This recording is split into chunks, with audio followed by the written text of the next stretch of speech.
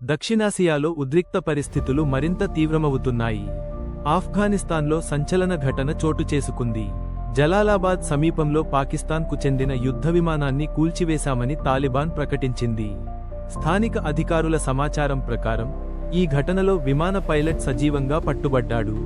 ప్రత్యక్ష సాక్షులు విమానం నుంచి పైలట్ పారాషూట్తో దిగినట్టు తెలిపారు. సంఘటన జరిగిన కొద్దిసేపటికే ఆ ప్రాంతంలో భారీ పేలుళ్లు వినిపించాయని సమాచారం. ఇక మరోవైపు పాకిస్తాన్ ఈ ఆరోపణలను ఖండిస్తూ ఆఫ్ఘనిస్తాన్ చెప్పిన వివరాలు పూర్తిగా అసత్యమని పేర్కొంది. గత కొద్ది రోజులుగా ఆఫ్ఘనిస్తాన్, పాకిస్తాన్ మధ్య ఉద్రిక్తతలు పెరుగుతున్నాయి. సరిహద్దు ప్రాంతాల్లో గగనదాడులు, ప్రతీకార చర్యలు చోటు చేసుకుంటున్నాయి.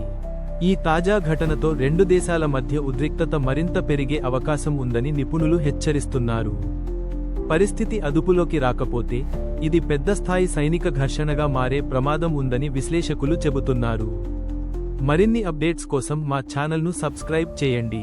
మరిన్ని వివరాలతో మళ్ళీ కలుద్దాం.